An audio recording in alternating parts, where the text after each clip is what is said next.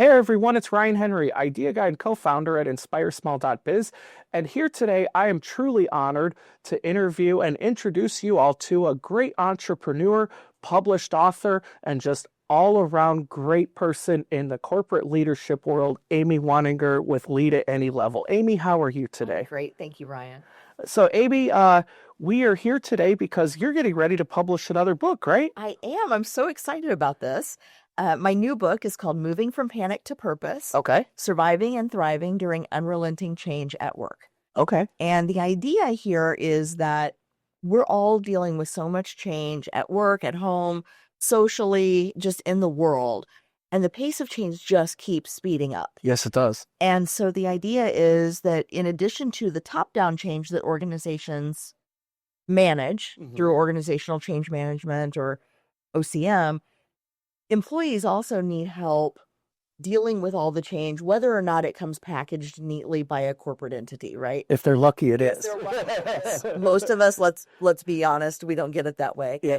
And so this is just a way to help people kind of get past that sense of panic, honestly, that we have when everything's changing all at once. How do we connect to what's most valuable and important to us and then move forward with a sense of purpose so that we don't feel overwhelmed? Nice. So, Amy, let's back up and dig in a little bit and talk about your experience and into starting your business. So, tell us where your skill set came from, where your passion is, and how it arrived at where you are today. Sure. So I worked in IT for about 20 years Okay. before starting my own business. And what I noticed was in technical fields, a lot of times, and this happened to me too, a lot of times people get promoted because they're really good at the technical part of their job, but they don't necessarily have the people skills to lead a team effectively. Okay. And that happened to me. And I made all the mistakes. Oh, no. And, it was through reading and books and trying to find answers on how to do this better that I got better at it. Nice. But a lot of people don't have the time, don't know where to look, right? Or they don't learn the same way I did and that sort of thing. So I really wanted to help organizations transform what I call their reclusive nerds into inclusive leaders, because when we promote people who don't have people skills, teams leave. True. And that's a really expensive adjustment period for a lot of new managers and a lot of companies. So a couple of things you said there. So coming from the IT background, so you're an expert in the have you tried restarting it? Yes. And then on the other side of it, you're good at fixing the problem, but how do you communicate that to people? So it's trying to bring a whole new skill set. And you're right, people don't know what they don't know. They're used to that, usually dark closet that the IT department is hidden in.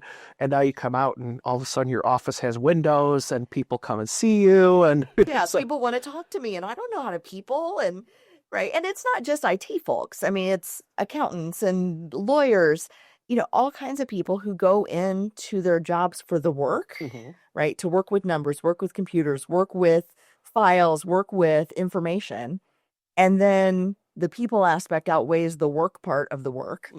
And pretty soon you've got folks that are really, misaligned. And it doesn't have to be that way. It's all just skills like anything else. So people skills are indeed something that could be learned. Absolutely. Nice. So let's talk about the baby steps of getting your business going. So you yourself learned the experience how to get people skills and be awesome at what you do. So how did that translate into offering it to other people? So it really started with a conference that I went to where I kept hearing about problems in the industry that I was in. I was in the insurance industry, and I kept hearing about problems, but I wasn't hearing a lot about solutions to those problems. And specifically, the problems were, how do we make the industry more inclusive? Okay. So I asked the conference organizers if next year we could talk about solutions. And they said, sure, we'll give you an hour. Oh, my. And that's what I replied by. I had some other words in it. I was like, well, I don't know the answers, but I was in IT. I had a problem and I had a deadline. And so I was able to figure out a way to kind of work my way into a solution because of that pressure. And so then I was all poised to speak at the conference the next year. I was really excited. And right at the last minute, the conference got canceled. Oh, no. And so I'm not gonna lie. Like I sat on the floor, I ugly cried for a while. Oh no. But then I thought, no, this is the part of Rocky where, your hero gets up, dusts himself off, and goes and figures out another way forward. And so I literally Googled, this was in 2017. I Googled, how do I write a book Okay. and how do I speak at conferences? Okay. Because I knew the message that I had was going to change people's lives. I just had to find the people Okay. and get in front of them. So in 2018, I spoke at 35 conferences and Holy released crap. my first book. Nice. And in 2019, I spoke at 45 conferences Oh my. and I ran out of days off, so I had to quit my job. Okay. So the baby steps were figuring out how to write the book, figuring out how to speak at conferences. And then the big scary leap was, do I keep working in a job that feels less fulfilling? Or do I take this step and force myself to figure out how to sell what I'm doing? Okay. Because you can speak at conferences for free all day long. Right. They let you. But if you want to make money at it, it's a whole different ballgame. And it's kind of that annoying thing that we all have a mortgage and utility bills to pay, and money becomes important. Right. My creditors don't take exposures. So It's a shame because we'd all be rich if that was the case. we would. But so one of the words that I've heard you use over and over in the time that we've known each other is inclusivity. And so it's making sure that a team can thrive for everyone who's a part of it. Yes. So for you as a person coming into your career and starting your business, where did inclusivity really start to mean something significant to you? So I don't know if you've noticed, but I'm a woman and I was in IT for 20 years. Male-dominated industry. And this is a very male-dominated industry. And it wasn't just in the work that I was doing, it was also in school. I was often one of very few women in my classes. I was told by professors I shouldn't be there. Whoa. I was told I waited tables in college to pay for school. And I found that I got better tips if I told people I was going into nursing or teaching than if I told them I was going into computer science. Interesting. If I said computer science, they would try to talk me into nursing or teaching because Oh my. better careers for women. And let me assure you, if you're sick, the last person you want at your bedside is me. That is not a good fit for me. But yeah, I mean, all through my career, I had people say, oh, you're really analytical for a girl. In high school, it was, oh, your math scores are really high for a girl. They were But the the highest for a girl in the part. class, but for some reason it was different because I was a girl. And so it just, that always kind of stung and made me mad, frankly, because it was like, I don't know. It just always felt wrong to me. And at some point I realized that even though I was a woman in a male dominated space, I was also a white woman in a white male dominated space. And so I had the privilege of looking like I belonged in the corporate world, even if I didn't look like I belonged in IT, if that makes sense. And so when I started to realize that everybody wasn't having the same work culture experience that I was, that there were definitely in groups and out groups. There were definitely people who were onlys, in the department, on the floor, in the office, in the company, and wherever, at some level.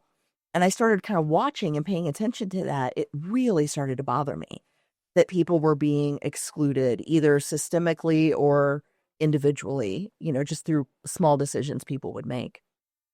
And that first book that I wrote was all about changing your network and changing the flow of opportunity in an organization. It's called Network Beyond Bias. And when I changed my network, it totally changed everything for me because I started to see all these things I couldn't see before. Nice. So let's talk about a little bit of some of those differences. What did you see when you started changing your network? So one of the things I noticed was the way people get interrupted or not, or they get heard or not in meetings. There was an instance where we had a consultant who was British, and he would repeat what somebody else said, that somebody else got ignored. But when the British consultant said it, everyone's like, oh, that's a great idea. Even though it was already spoken. Even though it had already been spoken in the room, right? Because that accent carried so much weight in the culture of the office. I noticed certain words being used to describe different people, right? So if a woman had a complaint, she was being hysterical. Or if a Black woman had a complaint, she was being angry. Whereas if a a white man had a complaint. Well, he was just passionate. And just the word choices that people used were different. And I noticed who got invited to meetings and who got invited to speak at meetings and who got invited to, happy hours and who didn't. And just little things like that that make a big difference when you're talking about access to higher ups, or you're talking about, having some social capital in a group. Those things really matter. And so, but the biggest thing I think I noticed was the kind of feedback people got. It seemed like the people who looked the most like their managers, sat the closest to where the manager sat, got the most usable feedback. And everybody else kind of got, oh, you did great. Or Pat on the back. pat on the back, but nothing specific. And it occurred to me, if you have 5 houseplants and you only water one and only put one in the sunlight, only one is going to thrive. Yeah. And that's what I was seeing happen at work. And I thought, man, there's got to be a better way to do this. So it was kind of like the playground as a kid where, all the cool kids are over in one direction and then, here we are, it not in that big group. And yeah, there might be some interaction between it, but when it came time to invite people to a birthday party or do something fun, the cool kids were in and everyone else at the playground was kind of left in the dark. Yeah. Absolutely. So first thing, since you got that book, why don't you tell everyone where they can order a copy? Oh, of course. So it's all available on Amazon.com. You can look me up on Amazon, or you can search for the title, Moving from Panic to Purpose. Nice. So let's move forward now. You got your first book out there. So I imagine somewhere in the middle of this, COVID starts to come into play, right? Yes. Did that affect your business in any way? It did, actually. The first 2 really big brand name contracts I got in March of 2020. And the first one called me and said, we're going to sign the contract and we're going to pay the deposit, but you're probably not coming to Redmond next month. We think this shutdown's going to last more like 6 weeks instead of 2. And remember how naive we were in March of 2020? Right. And I said, 6 weeks? No way. Yeah, right. No, that can't possibly be. We just didn't have a precedent for it. Right, exactly. And so I offered at that time, I said, well, if you want to do it virtually, we can do this virtually. No, we didn't want to do that. Well, then when it was clear that we were going to be in lockdown for a while, I was one of the first people, having worked in IT, having worked remote. You got the skills. That I was able to do some remote presentations. So 2020 was actually a pretty good year for my business, if not, all of the complications that we had in 2020 notwithstanding. 2020 was a pretty good year. But I did release in 2020 the workbook for Moving from Panic to Purpose, because I thought it would help people kind of navigate that new normal, that new space. And I got to be honest, I worked through that workbook about 3 times that year myself. Nice. Because every time something big would change, I was like, okay, I got to go through this process again. But then this year was when I decided to release the book with all the stories behind the workbook. Nice. So it just illustrates that even the expert needs to continue learning, because you yourself worked through your own workbook that you published. But let's back up a little bit here and dig more into that inclusivity, because here in the United States, anti-discrimination laws have been on the books for decades. However, there is still in a lot of companies that culture of, I guess the easiest way I could say it that folks would understand is people gravitate towards who they can identify or see themselves as. So can we talk about a few ways that every office can look at a way to be more inclusive and be more welcoming to everyone working there? You bet. So one of the things that I like to talk about is something I call the Rockette Rule.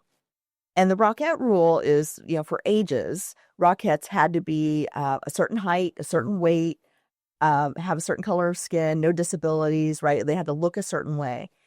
And we think, well, that makes sense for the Rockettes because we want them all uniform in a kick line, right? We want all the kicks to be the same height. But that doesn't make nearly as much sense when we're talking about an accounting team or a sales team, or, who's going to run the servers in your IT department. And so what I ask people to do is look around at the team that you have and figure out, what do they all have in common? Are they all the same gender? Are they all the same race? Did they all go to the same school or have the same major? And is the people that get promoted from that group, do they all have those same characteristics? Because sometimes we have a Rockette Rule in our department we don't even realize we have. If somebody didn't go to, let's say, Yale, they don't get promoted. If somebody didn't major in business administration, they don't get promoted. If they didn't come up through the sales team, they don't get promoted. And so we need to be first of all, aware of those things. And then we need to decide, do they actually make sense? Because we're not looking to form a uniform cake line. We're Right. looking to help have a well-rounded team. And a lot of different perspectives can rise to the top, right? And can be valuable in those positions. So even people who have no intention of excluding someone, there's where the term unconscious bias really Correct. comes into play. So then, as teams start to make themselves aware of that, how can they make sure that everybody in the office is getting a chance based on their talents and abilities? So that's a big question, right? Okay. Because it comes into things like performance reviews and everyday feedback that we get, promotion criteria, hiring criteria. All of those things need to be explicit. The more explicit we can make our decisions and our decision-making frameworks, the less chance some of that bias is going to creep in. So, for example, if you're hiring someone new, make sure everybody that's on the selection team has been trained on where your biases can creep in, right? Because a lot of people say, well, I'd really like to have a beer with that guy and I think he'd be great for the team. And we call that the beer test. And here's the thing. Drinking buddy is probably not one of the skills you're looking for. True. When you're hiring a new sales associate or, a new accountant. So being very explicit about those kinds of decisions, how they're made, having committees that are trained and understand and are comfortable calling one another out to say, are you sure that that's the right person for the job, or is it just the person that made you feel the most comfortable in the moment? Those kinds of things can really help us. But you're right. Most of the time, we don't realize we're doing it. We'll keep somebody at arm's length just because, we'll think in our minds, well, there's something about them that makes me uncomfortable. And usually whatever it is about them is happening in our own minds, right? It's a problem between our left ear and our right ear, not a problem between two people. It's just like the problem is between the keyboard and the chair. Exactly. Exactly. But, I had somebody I kept at arm's length for a long time, and I didn't understand why until I realized she was shorter than me. Interesting. And I wasn't used to adults being shorter than me. I'm only 5'3". Well, I'm 5'2" now because I've shrunk. Oh, no. But she was shorter than me. And so when we would have hallway conversations, it made me very uncomfortable to tilt my head down to talk to her, and that she had to tilt her head up to talk to me because I'm used to only having to do that with children. And once I realized why I was uncomfortable, it felt really silly, and I was able to overcome it. So sometimes just examining, like, why do we feel that way can make a big difference. But I think about all the time somebody made me feel uncomfortable, right? It wasn't anything they were doing. It was something in my head that I didn't examine it, and I kept them at arm's length, and I had missed out on the richness of the relationship or the benefits of their knowledge or perspective in my work. And I've probably done that more than I've realized. So how do I be more conscious of when I'm doing that and make sure that I'm, kind of working my way through it? Now, this is something you make available to teach teams, correct? Correct. So tell people how they can book you to get that set up. Oh, thank you so much. So yes, so my website is leadatanylevel.com. You can go there and book an appointment with me to talk about what you need. I do assessments, advisory services, and leadership development programs all over the world. I've actually had clients and audiences on all 7 continents. Oh, cool. Including Antarctica, if you can believe that. So did the penguins enjoy your sessions? They were remoting in. Oh, okay. This was doing COVID. It was assuming. And there were no penguins on the screen, but there were folks down there. But, I've done these programs all over the world, and I really enjoy it. And what I really love is customizing an approach based on what's going on in a particular workplace so that we can get the right data, the right conversations, the right training in place. Nice.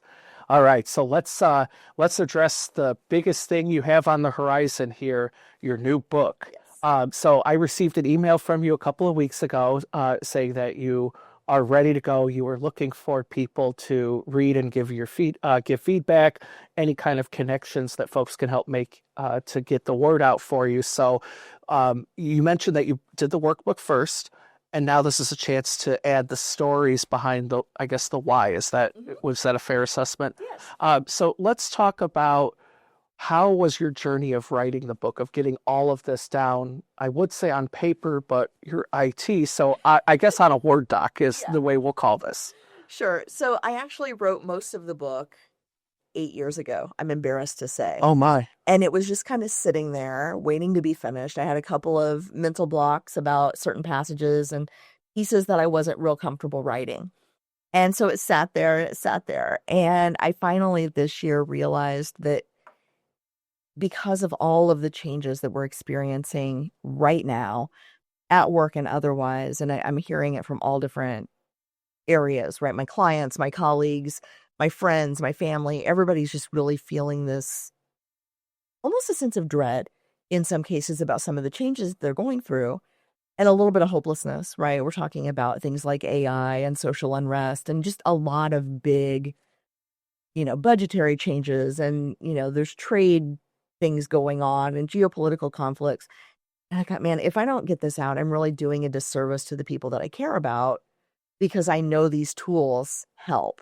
Mhm. And I've been doing the keynote a lot this year, helping people through this. And so um, this was really just about putting on my big girl pants and like editing the last few chapters and getting it out. But, I tell some pretty personal stories in there about my own history of layoffs. I like to tell people, I don't like to tell people, but I do tell people, look, I've been laid off, let go, downsized, right-sized, outsourced, outplaced, and otherwise asked to leave probably a dozen companies because that's how IT was in the early 2000s. And, I talk about my struggles with postpartum depression. There's a lot of really personal stories in this book, but my hope is that there'll be something in there that each reader can relate to, even if they haven't been through the exact experience I have, that they've experienced something similar.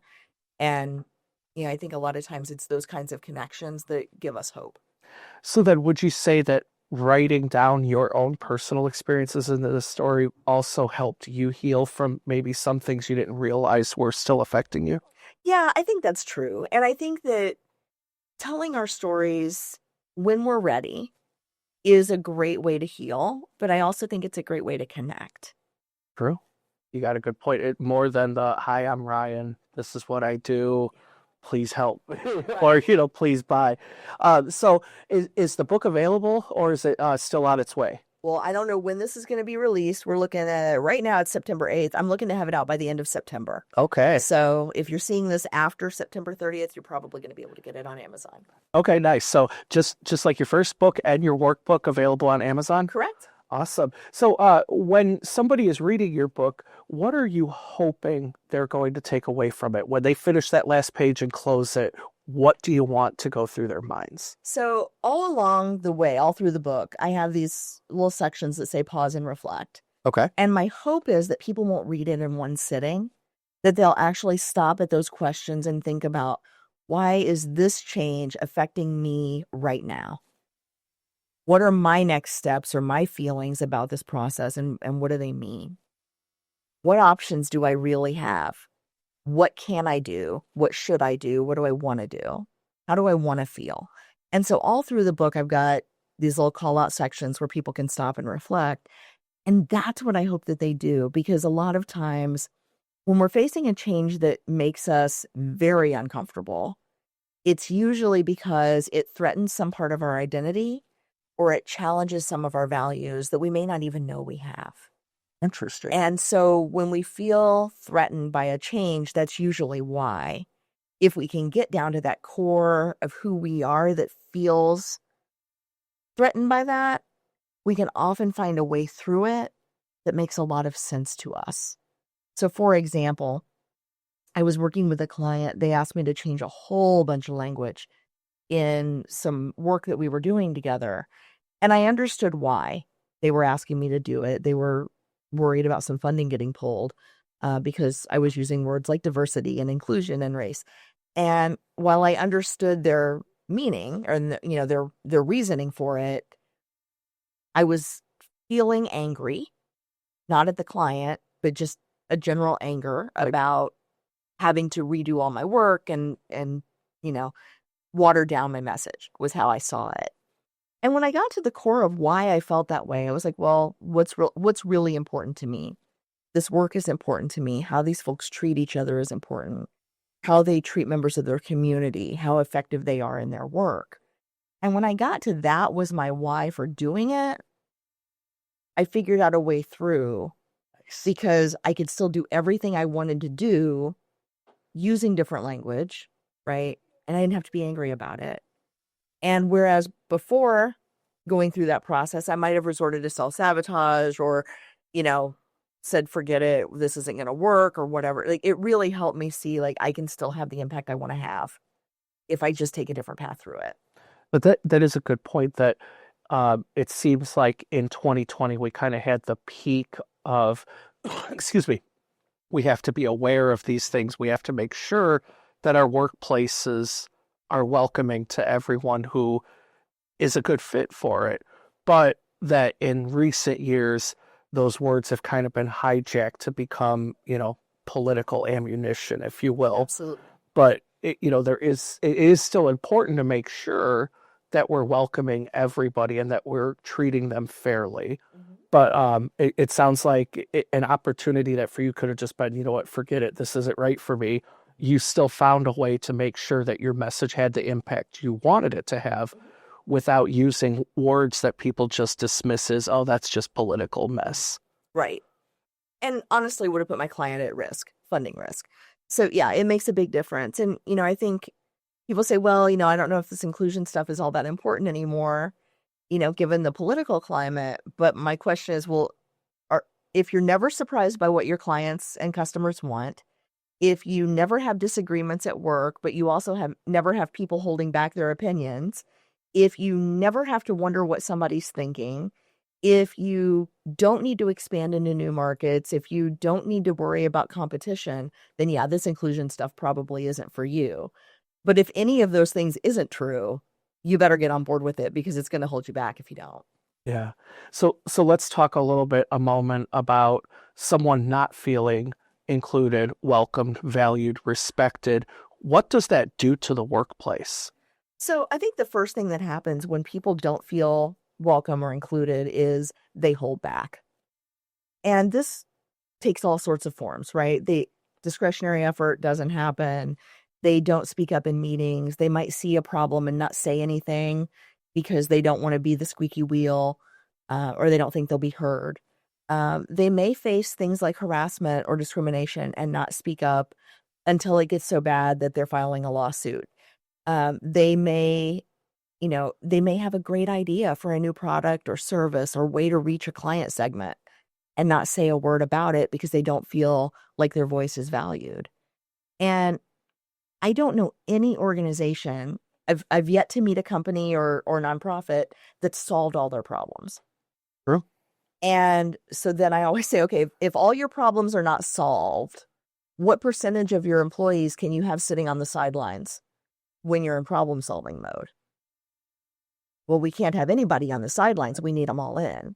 Well, if you don't value them and you don't listen to them and you don't make them feel like they're welcome, they are by default sitting on the sidelines waiting for somebody to reach out. Fair. And even if somebody does reach out, they may not trust it. So it's incumbent on all of us to look around and say, who's not fully participating and why might that be? Are they holding back? Do they feel safe? Do they feel comfortable? Do they feel welcome? Have we ignored them or interrupted or dismissed them in the past? And what do we need to do to make that right so that that doesn't keep happening? Nice. So let's talk for a moment about somebody who may be just getting started in their career, who might feel that way. They might feel like they're passed over in a meeting or spoken down to or told they're angry or overly aggressive or too pushy, if you will. What advice would you like to give that person today? Sure. So this happens a lot to young people in the workplace. They come in with fresh perspective and they're ready to go and they're so excited. And then they're told, sit down and be quiet and don't talk in the meeting. And it's usually because of their age or their experience. I think what managers need to realize first is These folks have a perspective that you need to mine because it is pure gold. The economy changes with every new generation because the expectations of the new generation are different than all of those in the past. And so what I would say to the workers, so to the employees, is find one ally, just one to start. Is it a peer? Is it a mentor? Is it your manager, your project manager? Somebody that believes in you, and pull them aside one-on-one, coffee, lunch, something, and just say, look, I want to put my best foot forward here. I don't want to come on too strong, but I've got a lot of ideas. Can you help me present these in a way that's effective for the culture here? And sometimes that mentor might say, yeah, speak up, right? This is a place where you can speak up. And if it doesn't go so well, go back and say, okay, this is what I did. Let's talk about what happened. Sometimes it's the mentor saying, I tell you what, you bump it and I'll spike it. And so then it's like we both have a role in this. Or, I can set it up and you can drive it home, or however you want to, approach it. But a lot of times it's a team effort to get these ideas on the table, or to get these get issues front and center. So it's the finding the person in that workplace who's like, yeah, you know what? That's a great idea. Let's figure out how to make it happen. Yes. Nice. And you only need one at first. True. And then from there, you win over everyone else because they see the results. Businesses are about results. How do you boost profit? How do you boost client satisfaction? How do you offer the same service more effectively or at a higher profitability? Things like that. So it's this person needs help sharing that because there's potentially that opportunity to make the workplace that much better for everybody who's there. Exactly. Nice. So, Amy, one more time, please tell everyone, how can they get a hold of you if they need your expertise in the office? Thank you so much. So you can reach me at leadatanylevel.com. I'm also on LinkedIn, Facebook, Instagram, and YouTube at Lead at Any Level, or if you can spell my last name, at Amy C. Waninger. Nice. Go ahead and spell that out just in case. If you're like me, my spelling's terrible, so Sure. I could use that help. You bet. It's Waninger. And I do use my middle initial, so Amy C. Waninger. Awesome. And Amy, everyone could go to Amazon to get a copy of your current book, and as of the end of the month, your From Panic to Purpose. Correct. Awesome. Well, Amy, thank you so much for being a guest today here. And for everyone, if you feel like your workplace isn't functioning as well as it could, or that your teams don't feel like they're heard, valued, or respected, get in touch with Amy. Have a conversation with her. She can help your workplace. So thank you very much for watching. If you enjoyed this video, be sure to like, share, and subscribe so you can meet new entrepreneurs who are making a real difference.